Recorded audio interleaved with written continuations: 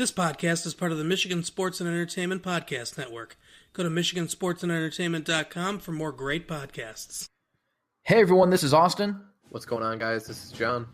And you're listening to the Voice of the Fans Sports Podcast.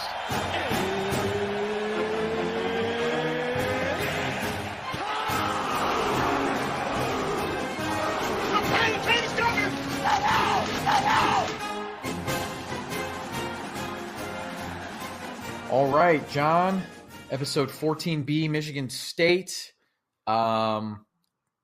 Just chugging along through college basketball season. We're approaching March, and I know you'll be talking about, the Big Ten title race for basketball is tightening up. Yeah, that makes it fun that both of our teams are literally neck and neck.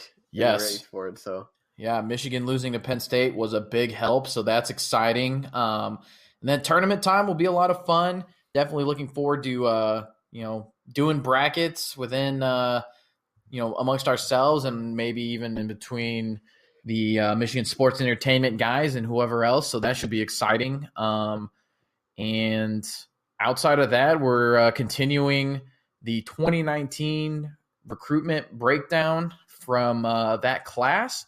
And John has the good stuff on those guys, and so do I. I've got some input too. Yeah, I was going to say, you're going to have more of the good stuff than I will on these guys, but I will give my best impersonation of Austin on some of them. But when it gets down to the nitty-gritty, this low in the rankings, Austin's going to easily have me beat. Slowly but surely. He's slowly but surely teaching me what to look for, so we'll get there. Getting there, one step at a time. Rome wasn't built in a day.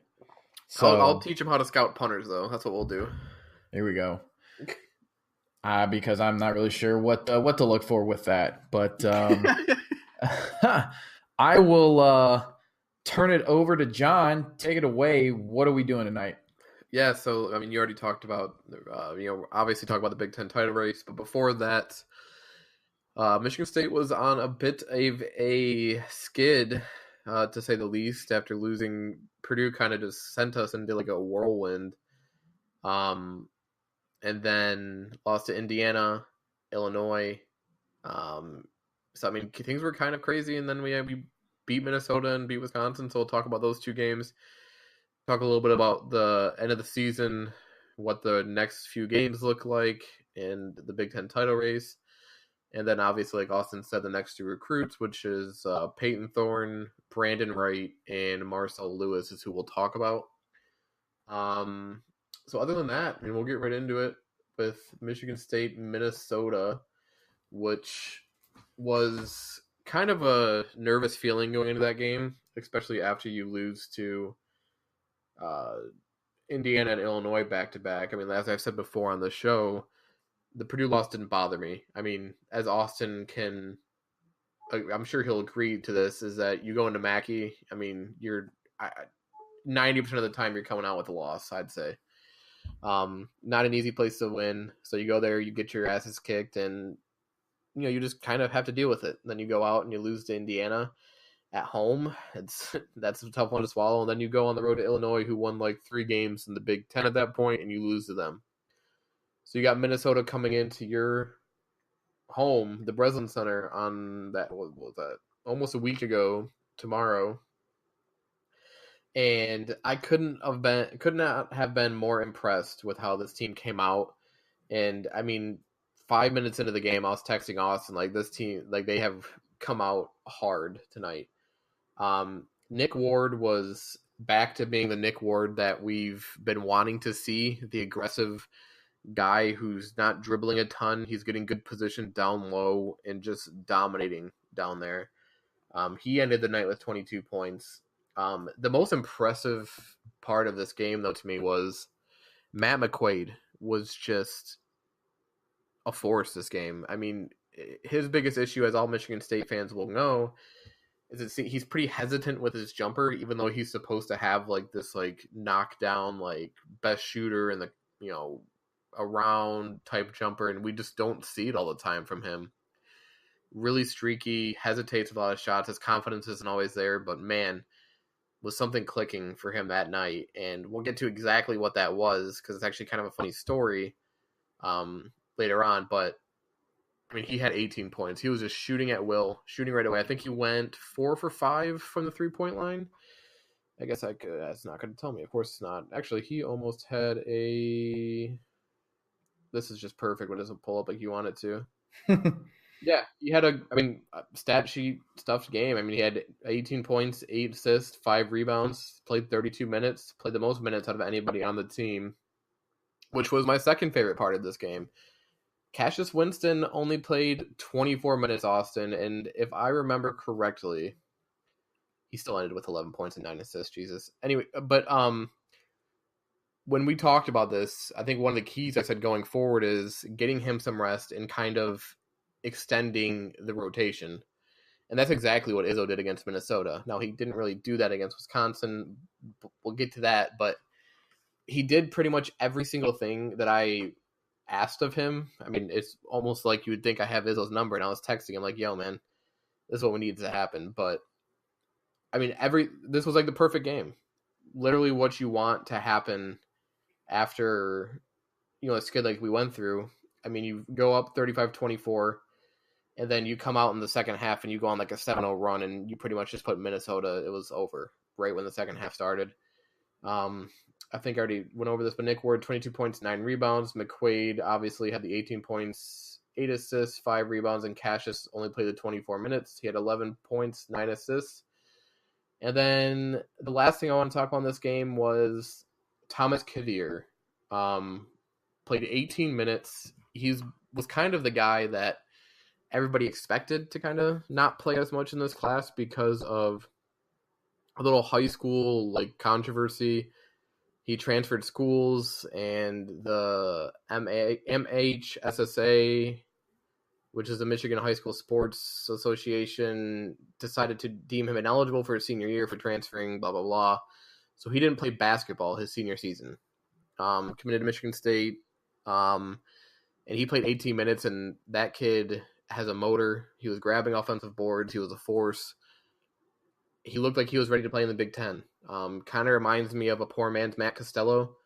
I would hope all the Spartan fans remember him. Austin may remember him. Well, I know. He kind of villainy. Yeah, the villain type of guy role. But good, so. Yeah. He reminds me a lot of him. So it was good to see him play a lot in that game. And I kind of thought it would lead to him playing more minutes against Wisconsin. Because Kenny Goins did get hurt in that Minnesota game, I didn't expect to see a lot of Kenny Goins against Wisconsin, which I guess we can kind of segue into the Wisconsin game, which it's tough to say, but I think I'm going to say it. I think this was the most impressive win of our season. I'd have to go back and look through the schedule exactly, but watching this game, it almost had like a Big Ten tournament feel to it. It was just I was on the edge of my seat the whole game. I mean, given it was within 3 points pretty much the whole time, so that's gonna help that. But I mean, it was such a huge game for both teams. I mean, before the night started, like Austin said, Michigan helped us with a loss. Purdue helped us by losing to Maryland. But during that game, we didn't know that. So, I mean, you're watching it, and you can't lose. I think it would have put us at 4 losses in the Big Ten. I kind of assumed Michigan would beat Penn State, and that Purdue, at the time, Purdue was, I mean, you guys looked great the first half, didn't you? Yeah, no, I believe we were up against Maryland. I mean, and it was just, everything was working so well for Purdue. So, yeah, I mean, at the time, you would say, okay, it looks like Purdue is going to continue what they're doing, come away with the win. You think Michigan's going to beat Penn State, despite it being a road game. And you're on the road against Wisconsin, which is probably one of the toughest places to play. They took down Michigan, and then Purdue had to go into overtime and fight and scratch and claw to get the win in Madison. And I don't think they had won at the Kohl Center for like 4 or 5 years. So yeah, we always struggle there too. Another instance. Yeah, and Wisconsin has a guy named Ethan Happ who is, I don't know if I'm sure you didn't watch most of the Michigan State-Wisconsin game because you're watching the Purdue-Maryland game, obviously, but there's a stat mentioned in that game. Ethan Happ has not scored a single point outside of the paint this year. Like, not one. which He's is a straight post guy. yeah, that's like insane to think about. Even a guy like Nick Ward, who you think of as like a post scorer, has made shots outside of the paint. Like, that's almost impressive, like that he dominates in the paint that much and puts the numbers up that he does. Because if you just look at the stat line of this game, I mean, he had a double-double. He had 20 points and I think 11 rebounds. Let me pull it up to be 100% sure. Or 12 rebounds, I'm sorry. He played 35 minutes, 20 points, 12 rebounds. But he shot like 40-something percent, and he had 5 turnovers. Austin tuned in, I think it was probably during halftime of his game. And the first thing he says to me is Nick Ward talks about Nick Ward's defense, which was hands down the biggest like focal point of the rest of the game was how Nick Ward. I thought he got in Ethan Happ's head early. I mean, Ethan Happ traveled in the post 3 or 4 times. It was nuts. You don't see post guys travel like that. I mean, you don't see anybody travel 3 to 4 times a game.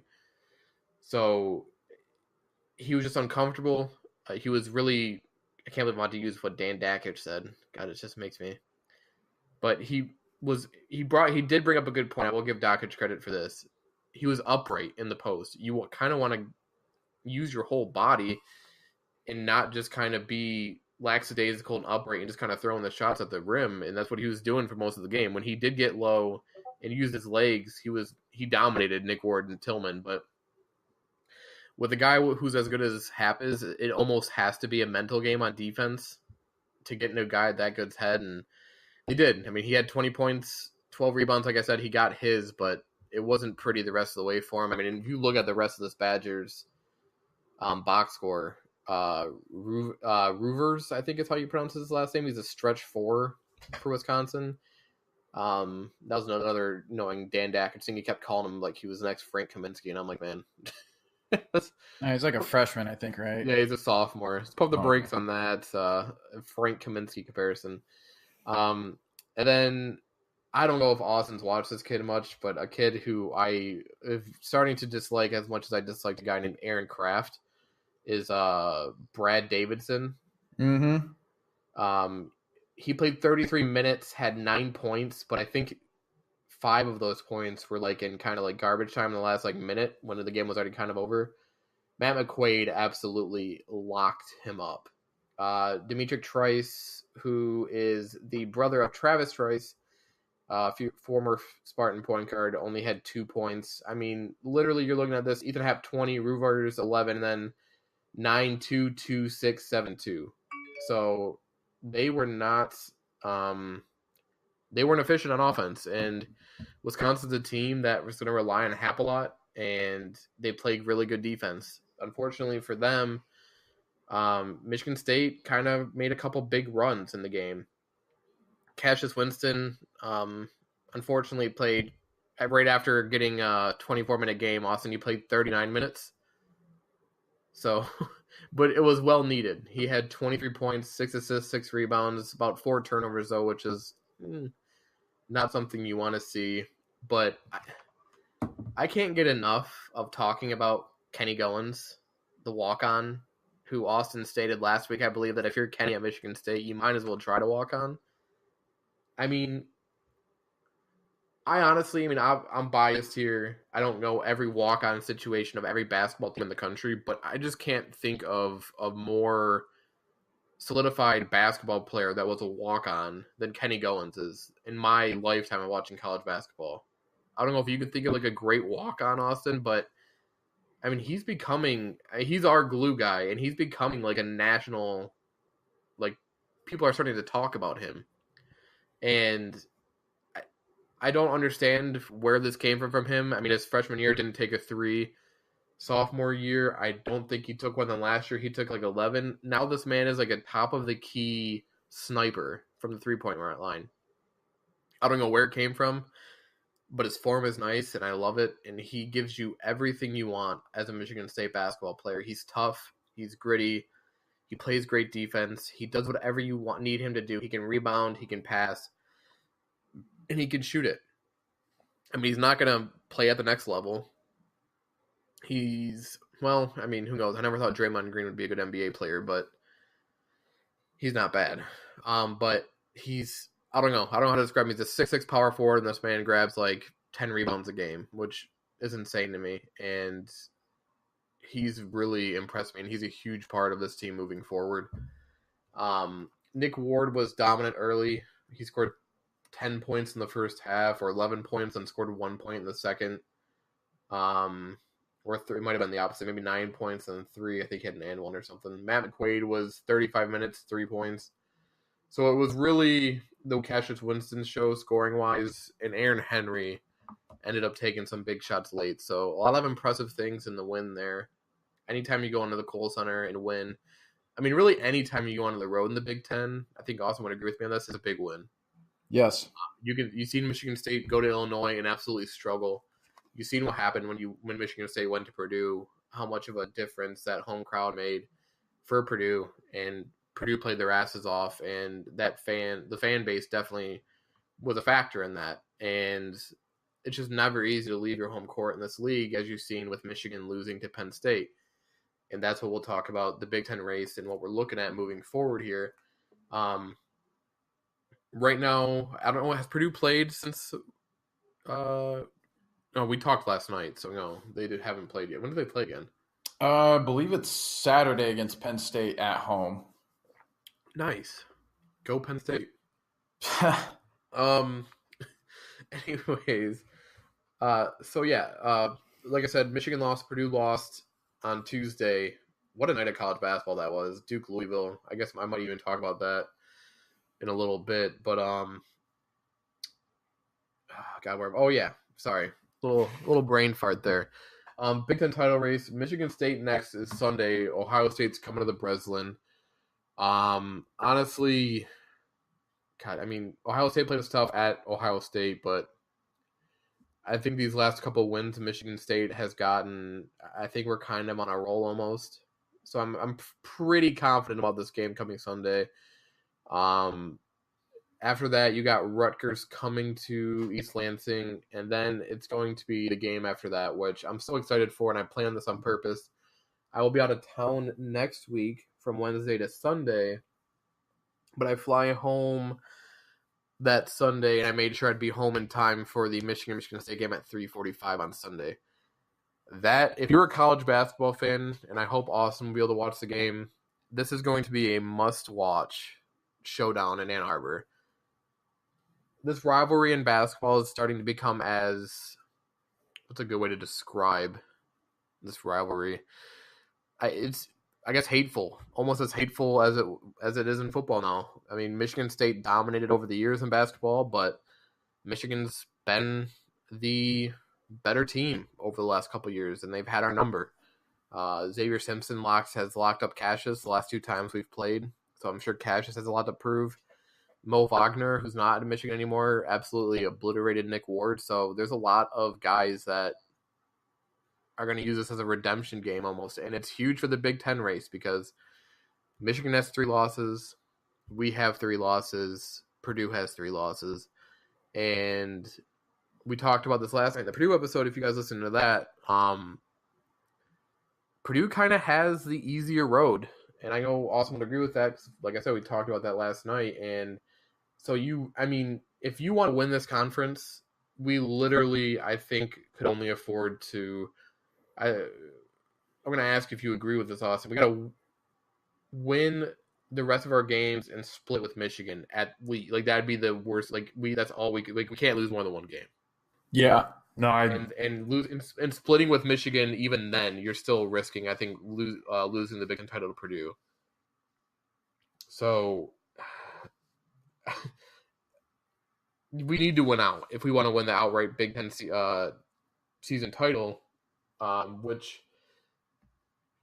I mean, it's not as big as, obviously winning the conference in football and you're going to the playoff or you're going to the Rose Bowl, but, man, would it be nice to not let Purdue win the Big Ten 2 years in a row outright. But I'm going to be honest here. I mean, and I'm not as optimistic or as high on this team as, Austin will tell you in the beginning of the year that, he always told me, they are who he thought they were. And I don't know. I'm just there's something that's like preventing me from fully buying into this team being like this legitimate contender, and I don't know what it is. I mean, Cash, you got the point. We got the point guard. We play great defense. We score. There's just something weird about this team that I haven't fully bought into yet. I don't know if it's Izzo's strategy of going back to only playing 7 players against Wisconsin. I mean, we're not Duke. We don't have the talent that Duke has to to be able to play only 7 guys, and not to mention they play in a zone which doesn't have as much of an effect stamina wise as playing in your face man-to-man defense does. So I sure hope we're contenders. I sure hope we can win the Big Ten. I said this on the Purdue show, I think Purdue comes out and wins the Big Ten outright. I think we split with Michigan. I think we lose in Ann Arbor, and I think we win at home. And I think we win the rest of the games. So I'm pretty much saying we're going to have what the worst, like at worst, what we could have a chance to win at. The one game that does scare me, Austin, is going to Indiana. After they beat us already, they kind of gave themselves a little blueprint, even though we did miss like 2,000 free throws. And Assembly Hall is never an easy place to play. And that's a weekend game, March 2nd, whatever that is, at noon. So I'm sure there'll be some students there in the Assembly Hall to get that place rocking. Other than that, I mean, besides the Michigan games, obviously, I'm pretty confident in us winning the rest of these games. I don't know if you have anything you want to talk about with the Big Ten race before we move on.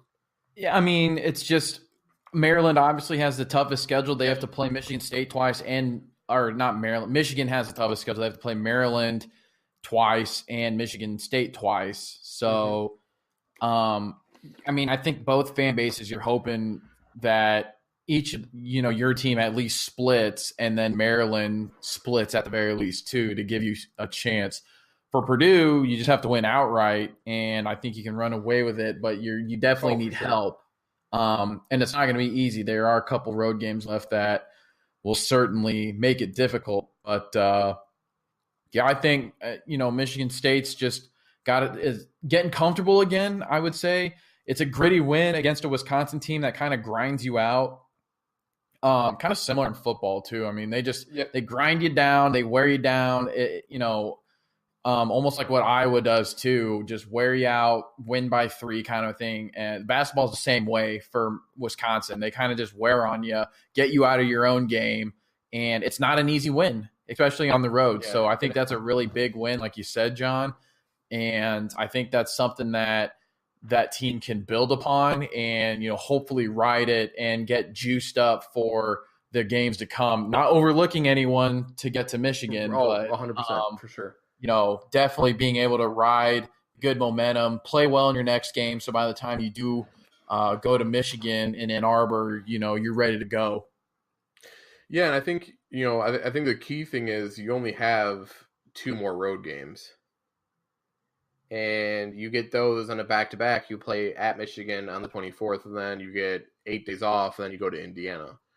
Other than that, you got Ohio State at home, you got Rutgers at home, you got Nebraska at home, and then you have Michigan at home. So as long as you don't look past any opponents going into the 2 Michigan games, which is not as easy to do as you would think it is, this is that's March 9th game against Michigan at the Breslin is going to be huge.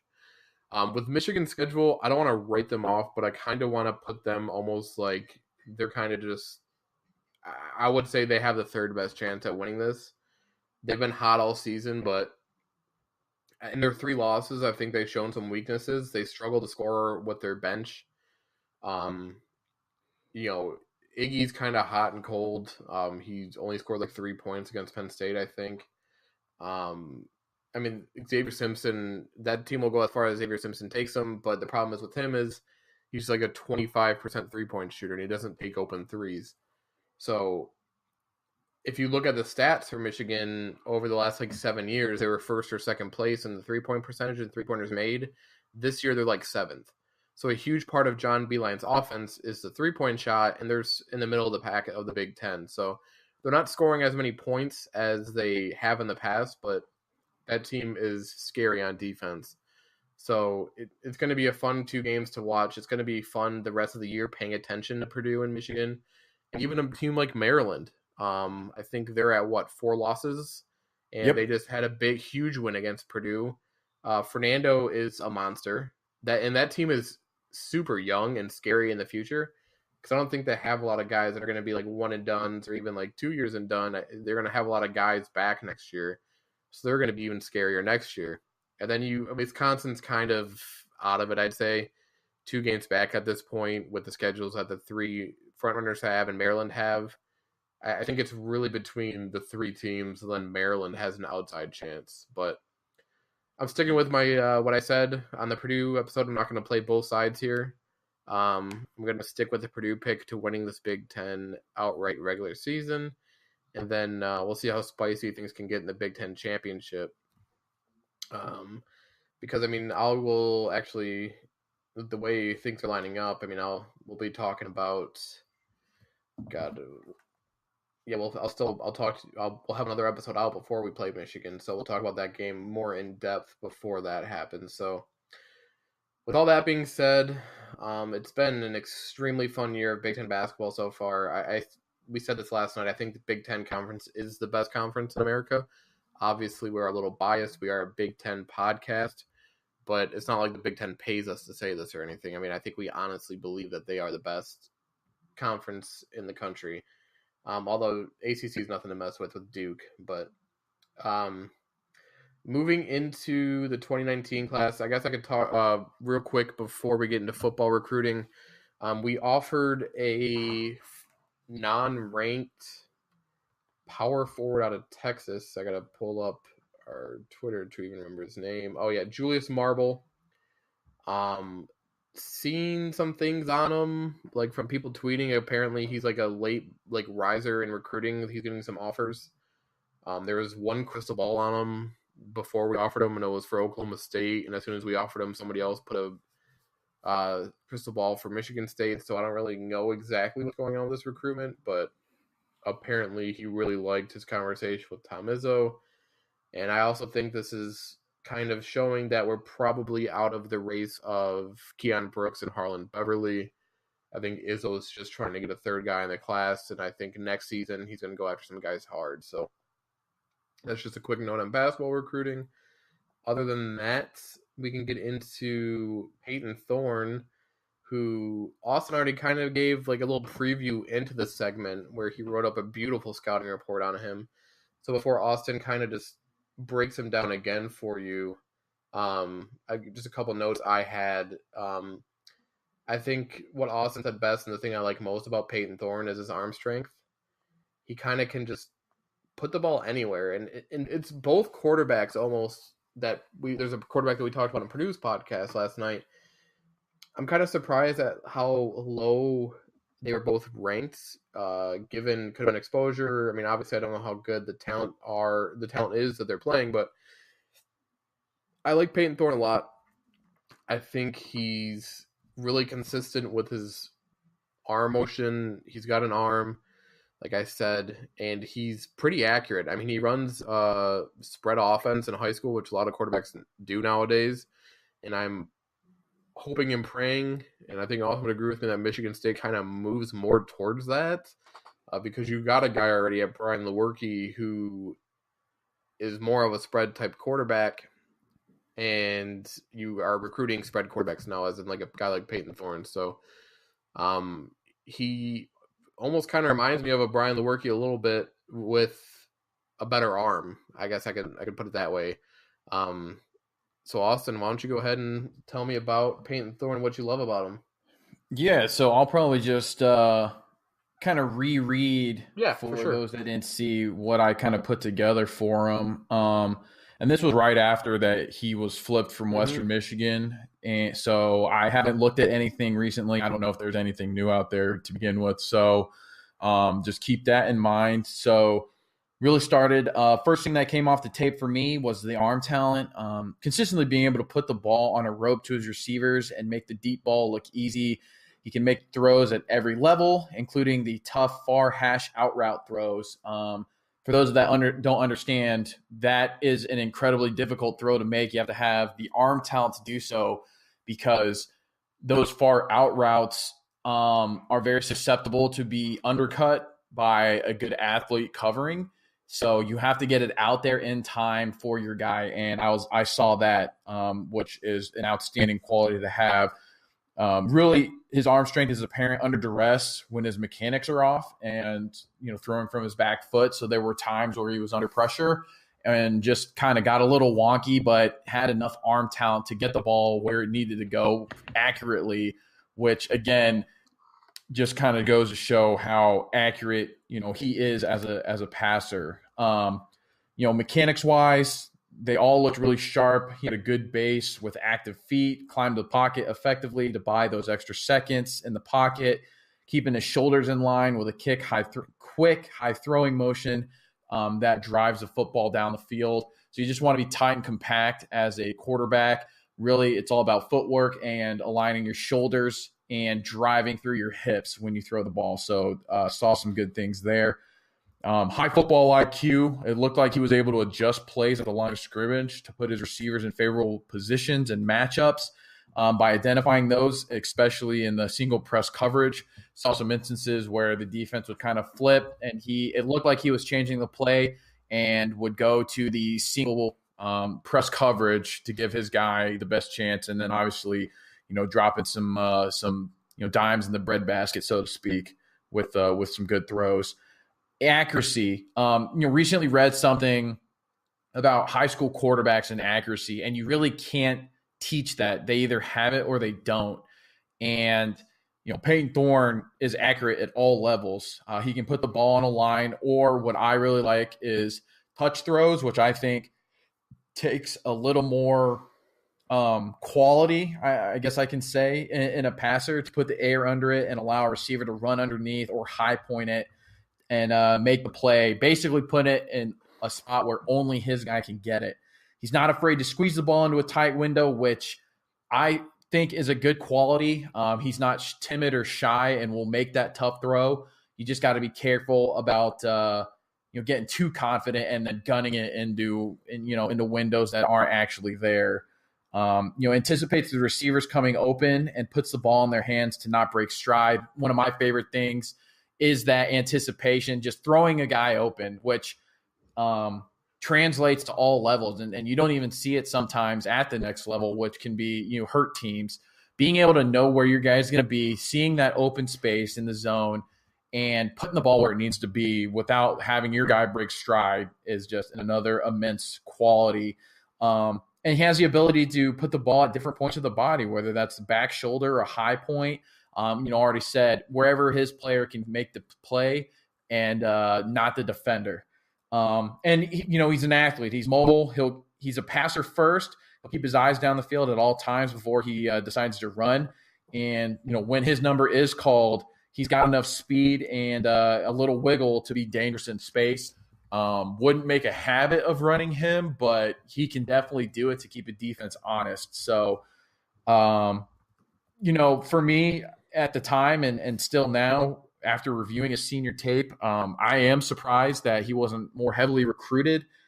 He threw for over 3,000 yards and 40 touchdowns as a senior and 7,000 yards and 83 touchdowns as a 3-year starter. As John mentioned, came from an all-spread system to my knowledge. So depending on what Michigan State does and with the quarterbacks already there, I'm anticipating a red shirt for him just to learn the new offense and kind of get everything going for him. So I don't think that's going to change, especially with Brian Lewerke back. But I definitely think if he can continue to develop and, the offense doesn't change, so hopefully there aren't other coordinator changes to where everyone kind of takes a step back. I definitely think it's an exciting recruit to have and definitely one to look out for down the road. Thank you, Austin. Said it about 20,000 times better than I did. If you listen to what I babbled on about, that's what I meant to say. I'm really excited about this kid, and I was kind of excited about Rocky and how he looked against Purdue. kind of struggled a little bit down the stretch. Could be confidence issues, weather, other things. So I mean, it's gonna be an interesting battle. I mean, we haven't even seen Theo Day yet. So Peyton Thorne is definitely gonna have a tough road ahead of him. If he wants to start early, because I mean, after the season, it's gonna be between Thorne, Rocky, and Theo, unless we get some 5-star amazing quarterback, which I highly doubt. So it's going to be between those three. So it's going to be interesting to watch that in the future. It's going to be kind of interesting to see who's the backup this year. It won't be Peyton Thorne, like Austin said. I assume he's going to redshirt. But he's really exciting. When I was watching his film, like Austin said, I was surprised he wasn't more highly recruited. And I honestly thought he was going to stay committed to Western Michigan. But he decided to flip that commitment and come to Michigan State, which I couldn't be happier about. I'm pretty sure. He's not an early enrollee. I'm sorry. But yeah, super excited about Peyton Thorne. It's always exciting to get a quarterback in the class. You definitely need a quarterback. I think it's safe to say you probably want at least one quarterback commit in every class. Don't really want to go without one. So really excited about Peyton. Next is watching more of his film today. I've grown to like this kid a lot, and that is running back Brandon Wright, who's 6'2", 220. And did you see anything on him, Austin? Yeah, I He's did. Huge. He is huge. 6'2", 220, obviously you're expecting a big kid, but man, he looked like a man amongst boys, which he probably was in high school, which his tape made it seem like. And the thing that surprised me most about him, as soon as I seen his build, 6'2", 220, I mean, you pretty much automatically think typical, prototypical Michigan State back, power offense, big guy, just kind of got to bully his way through the middle. He has a quick burst, as a first step almost, as soon as he gets the ball, which really impressed me. And he's not as slow as I thought he was going to be in the open field either. He was able to run away from some secondary players, and he's not the fastest, don't get me wrong, but he has big play capability. And as we talked about with Anthony Williams Jr., the running back room is going to be wide open. And depending on what kind of offense we run, which for my own sanity, I'm hoping it's a spread type, you're probably not going to see him as much. You'll probably see a guy more like Ladarius Jefferson or an Anthony Williams Jr. kind of come out of that more shifty type of guys. But man, if you need a downhill runner, if you ever go back in the I form or just single back and we're going to run it down your throat, I mean, there's not really, I'm sure there's other running backs we'd rather have, but man, he's got Michigan State, Big Ten really written all over him. And I'm really excited to have him. I don't know what you've seen with him, Austin. I really kind of agree on all levels with you. Definitely, coming from a pro power style, mainly I formation offense. Yeah, their offense kind of looked like they just kind of relied on giving him the ball and seeing what happened. Yeah, and he did really well. And I agree with you. He had the initial quickness and burst through the hole. Identifying his running lanes, good to identify cutback lanes, has a really nice nifty spin move too to use to get out of trouble and keep his legs churning and make that first guy miss. I agree, doesn't have that elite straight line speed, but definitely has good enough speed to where he will break away from you, unlike one of the other running backs that was more of a power guy. He's got both power and speed working for him. So at 6'2", 220, being able to be that quick. That's what impressed me the most, was that seeing how big he was as soon as I turned on the highlight tape, and you're like, all right, I'm gonna see a bunch of him just kind of going out the middle and carrying a bunch of high schoolers, and kind of gonna be like a potential guy. But I mean, his highlights really jumped out at me. I mean, just being able to create that separation when running through the hole. And like you said, he was able to identify his running lanes quickly and hit the hole, and he was gone almost, which you kind of want to see as a high school back who's going to be playing, high-level D1 football. I mean, it was just impressive to me, the speed that he had at that size. Yeah, definitely able to beat the angle on some guys as well. So I think one of his first carries, he was able to split the defenders and just, beat all four secondary player angles and take it to the house, which I was not expecting. I thought he was going to get caught about midfield, and he did not. So, good speed, I would say, for his size, and has the ability to catch the ball as well. I saw a couple screen plays, so he can be used in the passing game. Obviously, for me, any running back, I want to see pass pro just because it's such a big deal at the next level in college and in the NFL. I think with his size and his aggressive running nature to begin with, I'm sure he'll put linebackers on their butts more often than not. It is a skill, though. You do have to learn how to do that and identify where you're needed. So that'll be something. Whether or not that's a big thing for Michigan State, I don't know. Obviously nothing to go off of, so it's not really, a knock. Yeah. You want to see him, break tackles, speed away from everyone, identify his running lanes and his cutback lanes. And he's able to do all that. Definitely not going down at first contact, breaking through arm tackles. So again, a good combination of size and power and speed. So just a good complete package. And obviously John said it already. I don't know what the running back room is going to look like. I think the door can be wide open for some of these guys, and complete backs such as Brandon Wright definitely have the ability to be impressive and make some noise. And I think with his body frame already, it's going to give him a leg up on on any other incoming freshman and help him compete for, I would assume more of a rotational role, not an outright start. Yeah, we're not going to just. It's going to be. We're probably going to see like 3 different backs. I mean, Michigan State's, even when they've had, really besides Le'Veon Bell, even when Langford was here, they still ran out with guys like Nick Hill and stuff like that. Madre London and Gerald Holmes. So they tend to use the running back committee, and I don't see that changing in the near future. So, I mean, you're going to see a lot of Ladarius Jefferson, Hayward, Brandon Wright, and I think Brandon Wright was more impressive to me than Ant Williams Jr. was, but Williams is also going to be an early enrollee, so we get to learn the offense a little quicker. So we'll see how it kind of boils down.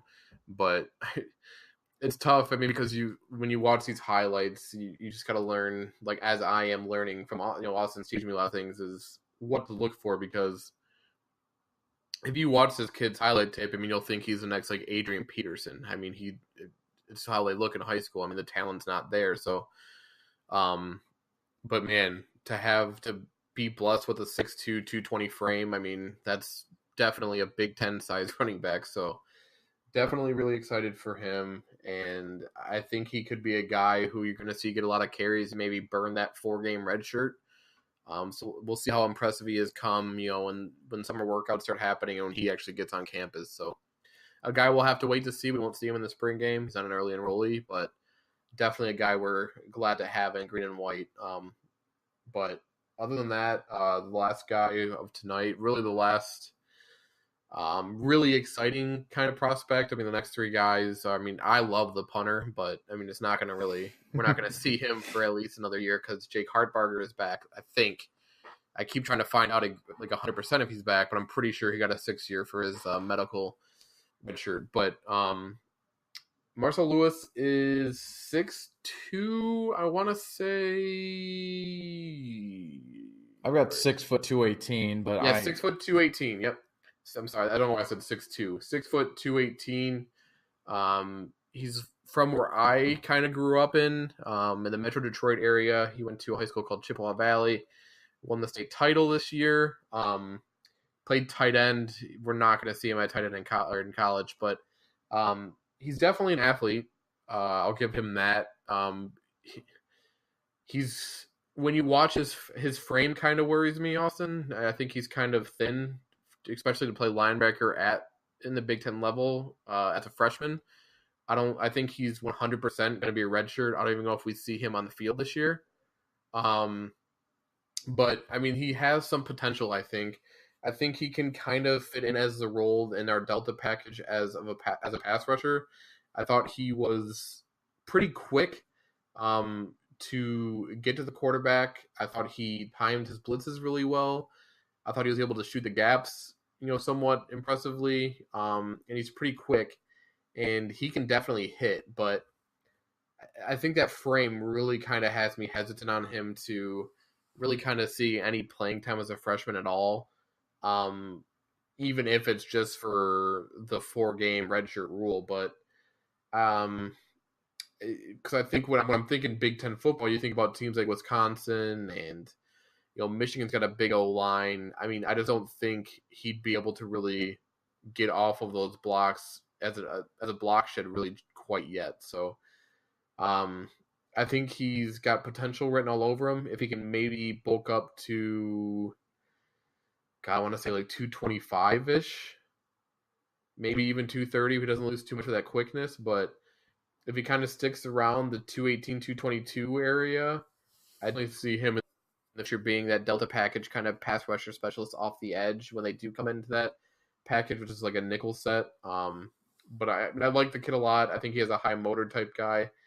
And I mean, D'Antonio's been able to prove in the past with low ranked defensive players that if they got a high motor, he can coach them up. So definitely a kid to keep your eye out for in the next few years. But other than that, I don't expect to see him anytime soon on the field. I also don't know how much you watched on Marcel. Yeah, I mean, obviously from his offer list, definitely was getting looked at by some big programs. Oh yeah, Michigan was a big competitor for us. He was definitely on some teams' radar. Yeah, and you can see in watching him his instincts, his athleticism, and his quickness Purdue offered to the him. ball. Was something that I think really stood out. And, for his size, 6 foot 218, pretty good high school play size. Would like to see some strength added to his frame, not necessarily weight, but if he can just get stronger, because looked like he not necessarily had trouble taking on blockers at his level, but he definitely didn't dominate the high school blockers. And, if you have a big Wisconsin offensive lineman pulling at you. That was my first thing when I was watching it. That popped in my mind, like, man, going up against like a team like Wisconsin. Yeah, you're going to get rolled. So just strength throughout his entire frame. And a lot of that's going to be lower body more than upper body, just to kind of taking on those big guys, kind of, setting yourself and digging in your hook, so to speak. But obviously one of the nicest qualities is his quickness. You definitely do not want him to lose any of that. So definitely just developing whatever play strength you can out of him. And then just continuing to coach him up. I mean, good instincts in my mind. I think there's a linebacker in this class I thought had a little bit better read and react, kind of scraping and did a better job of filling holes coming from the backside versus what Marcel was doing. But he was able to he was so fast that he was able to chase down the play, and it still only got maybe 1 or 2 yard gain. So definitely love that sideline to sideline ability. Looks comfortable in coverage, and he played, like John said, tight end in the offense. So he has ball skills. He's not going to be one of your stone hand linebackers and drop passes or anything like that. Big hitter, loves to throw his body around. Would like to see him wrap up a little more, because he definitely likes to use that body to.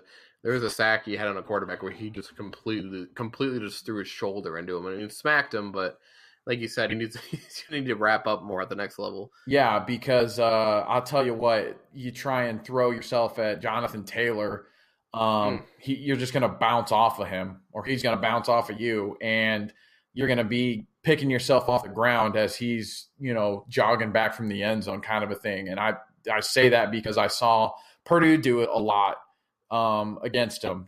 Wrapping up is a big deal for linebackers, and at the next level, you're not going to, you will be able to throw your weight around a little bit, but more consistency wrapping up is something that I would like to see as well. But yeah, I think definitely a lot of potential, from just reading what 24/7 had about, obviously, things we don't know about, which is his work ethic and off the field, how he carries himself, does really well, works really hard. So I think D'Antonio is going to really be able to, mold him into a typical, stud Michigan State linebacker to kind of quarterback the defense or, just be an integral part of the defense. So I agree, John. I think this year you need to develop him and mold him a little more.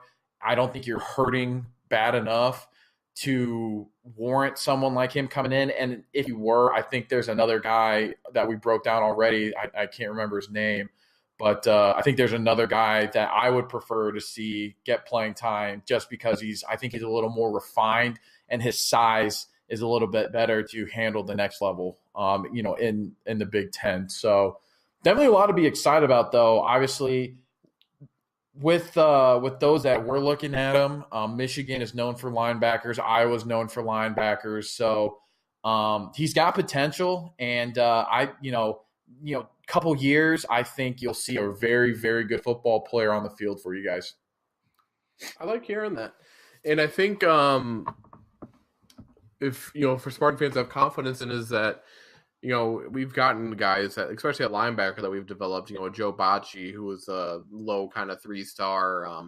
Guys like that. I mean, we've developed in talent. So I think D'Antonio will figure out a spot for him in a couple of years and hopefully see a nice little player on the field, maybe like a Brandon Randall type of guy who is strictly a pass rusher, but he makes big plays.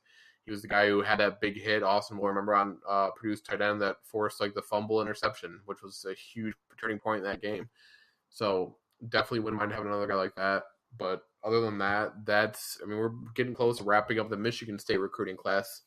Austin, I think, probably still has 2 more weeks on the Purdue because they have a pretty big and loaded class. So what I'll probably do is we'll talk a little bit about the 2020 targets once Austin's wrapping up his. That's still a couple weeks from now. Next week we'll talk about Tate Hollick, who his brother's already on the team. Jack, I believe is his first name, Bowiemeister, the punter, and then Maverick Henson, I think his last name is the DN that we flipped on signing day from Central Michigan. So definitely got all the super exciting guys out of the way, and we could talk about some projects a little bit next week. And then other than that, that's pretty much it for tonight. Not as short as I thought it was going to be, which I might as well just give up saying that. But at this point, it's almost like a bit for me to say it that we're going to be short and not. So I'll let Austin take us out of here. Austin, if you have any final thoughts, go for it. If not, you can take us on out. No, should be exciting down the stretch for basketball. And once that's done, we'll be back into football. So a lot of just continuing to juggle along, and that's what we like to do. So with that being said, as always, I'm Austin, co-host John Emmons. Thanks for tuning in, and we will see you guys next time. Hey everyone, thanks for tuning in. If you like what you heard tonight, subscribe to our podcast on iTunes, Voice of the Fan, and also give us a listen on SoundCloud. And if you could, like our page on Facebook at Voice of the Fan and follow us on Twitter at Voice of the Fan PC. Thanks, everyone.